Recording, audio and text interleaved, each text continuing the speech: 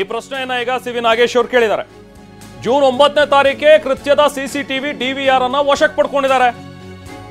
ದರ್ಶನ್ ಜಾಮೀನು ಅರ್ಜಿಯ ವಿಚಾರಣೆ ಸಂದರ್ಭದಲ್ಲಿ ವಾದ ಮಂಡಿಸ್ತಾ ಇರುವಂತಹ ಸಿ ವಿ ನಾಗೇಶ್ ಅವರು ಕಾಮಾಕ್ಷಿಪಾಳ್ಯ ಠಾಣೆ PSI ಹೇಳಿಕೆಯನ್ನ ಸಿ ವಿ ನಾಗೇಶ್ ಅವರು ಓದ್ತಾ ಇದ್ದಾರೆ. ಈಗ ಸೆಕ್ಯೂರಿಟಿ ಗಾರ್ಡ್ ಹೇಳಿಕೆಯಲ್ಲಿ ನಡೆದಂತಹ ಘಟನೆ ಬಗ್ಗೆ ವಿವರಿಸಲಾಗಿದೆ. ಜೂನ್ 9ನೇ ತಾರೀಕು ಕೃತ್ಯದ ಸ್ಥಳವನ್ನ ಕೂಡ ಸೀಸ್ ಮಾಡಿದ್ದಾರೆ. ಹಾಗಿರುವಾಗ ಗ್ರೇಟ್ ಡ್ರಾಮಾ ಯಾಕೆ ಬೇಕಿತ್ತು ಇದೆಲ್ಲ?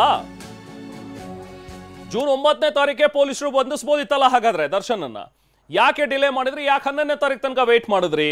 ಅಂದ್ರೆ ಎಲ್ಲೋ ಒಂದ್ ಕಡೆ ಎಲ್ಲಾ ಲೂಪ್ ಹೋಲ್ಗಳಿವೆ, ಇದರಲ್ಲಿ ಸರಿಯಾಗಿ ತನಿಖೆ ನಡೆದಿಲ್ಲ, ಇಲ್ಲಿ ಇನ್ವೆಸ್ಟಿಗೇಷನ್ ಸರಿಯಾಗಿ ಆಗಿಲ್ಲ ಅನ್ನುವಂಥದ್ದನ್ನ ಕೋರ್ಟ್ನ ಗಮನಕ್ಕೆ ತರುವಂತಹ ಒಂದು ಪ್ರಯತ್ನ ಈಗ ದರ್ಶನ್ ಪರ ವಕೀಲರು ಸಿ ವಿ ನಾಗೇಶ್ ಅವರು ತಮ್ಮ ವಾದ ಮಂಡನೆಯಲ್ಲಿ ಹೇಳ್ತಾ ಇದ್ದಾರೆ. ನಿನ್ನೆ ಕೂಡ ಸುದೀರ್ಘ ವಾದ ಮಂಡನೆ ಮಾಡಿದ್ದಂತಹ ಸಿ ವಿ ನಾಗೇಶ್ ಅವರು ಇವತ್ತಿಗೆ ನ್ಯಾಯಾಲಯ ವಿಚಾರಣೆಯನ್ನು ಮುಂದೂಡಿತ್ತು.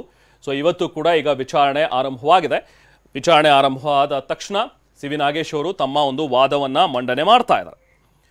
ಸೊ ಇವತ್ತು ದರ್ಶನ್ ಸಲ್ಲಿಸಿರುವಂತಹ ಒಂದು ಬೇಲ್ ಅರ್ಜಿಯ ಒಂದು ವಿಚಾರಣೆ ನಡೀತಾ ಇದೆ.